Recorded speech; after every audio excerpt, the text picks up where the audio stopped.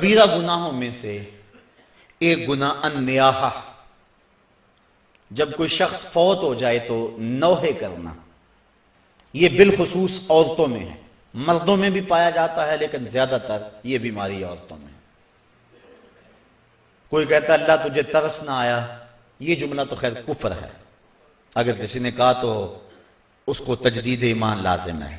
جب کوئی دکھ پہنچے تو ظاہر اسلام دین فطرت ہے، اسلام یہ نہیں کہتا کہ تم اظہار غم نہ کرو، لیکن اظہار غم کے 4 طریقے ہیں: دل کا غم، آنکھوں کا غم، زبان کا غم، ہاتھوں کا غم۔ دل کا غم کیا ہے کہ دل دکھ سے بھر جائے،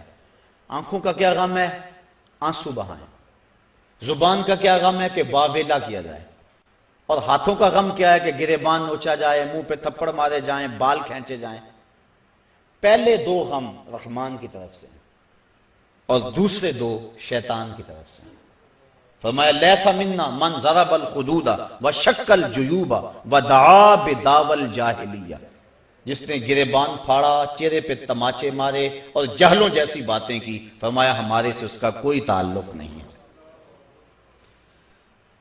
تو نوحے سے منع فرمایا گیا، بلکہ اگر مرنے والے کے دل میں یہ آرزو تھی کہ میرے بعد خوب چیخ پکار پڑے گی، لوگ بڑا روئیں گے، تو اگر کسی کے دل میں یہ ہوگی کہ میرے بعد لوگ روئیں اور عجیب کیفیت بن جائے،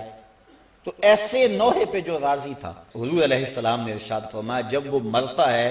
تو رونے والوں کے رونے کی وجہ سے اس کو قبر میں عذاب ہوتا ہے، جتنا لوگ زیادہ روئیں گے اتنا ہی اس کو عذاب دیا جاتا ہے، اگر وہ اس پہ راضی تھا۔ لیکن اگر راضی نہیں تھا تو علماء نے تعویل کی ہے کہ جو رونے والوں کا عذاب اہل قبور کو ہوتا ہے تو وہ انہی پر ہے، جو نہیں راضی تھے ان پر نہیں ہے، تو نوحے سے منع کر دیا گیا۔ باقی آنکھوں سے آنسو بہائے جا سکتے ہیں، بلکہ وہ اظہار محبت ہے۔ جب حضور کا بیٹا انتقال کر گیا، شہزادہ رسول حضرت ابراہیم علیہ السلام، تو حضور تشریف لائے، سرہانے پہ بیٹھے، بیٹے کی پیشانی پہ ہاتھ رکھا، وَأَيْنَا رَسُولِ اللَّهِ تَدْمَعَانِ، حضور کی آنکھوں سے آنسو جاری تھے، اور حضور نے زبان سے کیا کہا بیٹا ابراہیم آنکھیں رو رہی ہیں، دل غم زدہ ہے، لیکن زبان سے وہی کہوں گا جس سے رب راضی ہوگا،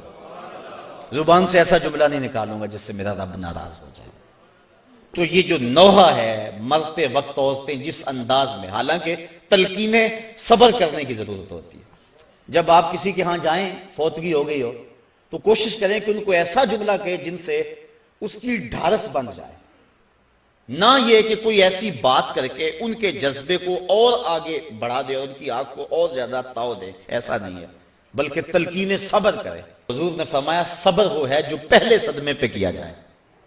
الصبر عند الصدمۃ الاولی، جو پہلے صدمے پہ صبر کیا جائے وہی صبر ہوتا ہے۔ جب آہستہ آہستہ دکھ آتے جاتے ہیں تو انسان عادی بن جاتا ہے، تو جب تکلیف پہنچتی ہے تو اس وقت مومن کیا کہتا ہے؟ انا للہ و انا الیہ راجعون۔ اور علماء نے یہ بھی لکھا ہے کہ صبر کی تعریف یہ ہے کہ معمولات عبادت قضا نہ ہو، جو ایسا کرے وہ صابر ہے۔ یہ نہیں ہے کہ تکلیف آ گئی تو اب نماز بھی جاتی رہے، نہیں، وہ معمولات اپنے معمول پہ جاری رہے۔ حضرت سری سختی رضی اللہ تعالی عنہ کا بیٹا فوت ہو گیا، جوان سال، تدفین و تجہیز تکفین میں لگے رہے، ایک نماز قضا ہو گئی۔ بعد میں لوگ آپ سے تعزیت کرنے آتے رہے، افسوس کرنے آتے رہے، تو جب آپ نے شام کو اٹھتے ہوئے چٹائی اٹھائی، فرمایا کیسا دور آ گیا، میرا بیٹا فوت ہو گیا ہے، سارے شہر نے آ کے افسوس کیا ہے، اور میری نماز فوت ہوئی ہے، کسی ایک نے بھی نہیں پوچھا ہے۔ تو معمولات عبادت ان کو برقرار رکھا جائے، یہ صبر ہے۔ تو یہ جو نوحے عموماً عورتیں بالخصوص پڑھتی ہیں، تو بلکہ ایک روایت میں آتا ہے 7 اشخاص ایسے ہیں کہ جب ان کو تم قبر میں دفن کر کے آتے ہو تو ان کا رخ قبلے سے پھیر دیا جاتا ہے۔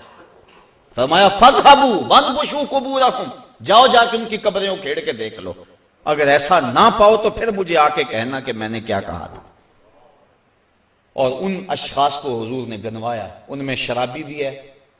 اس میں ذخیرہ اندوز بھی ہے، اور اس میں آخری جو ہے 7واں وَالنَّائِحَةُ، اور نوحے پڑھنے والی عورت جو اور لوگوں کے جذبات کو بھڑکاتی ہے۔ لوگ کہتے ہیں فلاں نے وین کی حد کر دی، وہ بچے بھی رو پڑے جی ایسی حد کر دی، یہ منع ہے، یہ شریعت نے ہمیں اس سے روکا ہے۔ تلقین صبر کیا جائے، مرنے والے کے لیے دعا کی جائے اور اللہ سے رحمت کی امید رکھی جائے اور انا للہ و انا الیہ راجعون پڑھا جائے۔ ہاں آنکھوں سے آنسو بہیں، دل غم زدہ ہو، ظاہر ہے جس کا گھر کا چراغ بجھ گیا اس کو سکون تو نہیں ہوگا، جس کا بھائی چلا گیا کمر تو ٹوٹ گئی اس کی، جس کا شوہر چلا گیا زندگی اجاڑ ہو گئی، جس کا بیٹا چلا گیا اس کا تو کلیجہ کٹ گیا، دکھ تو بڑا ہے لیکن امتحان بھی یہ ہے، اور مومن جب مصیبت پہ صبر کرتا ہے اللہ اس کو اجر دیتا ہے۔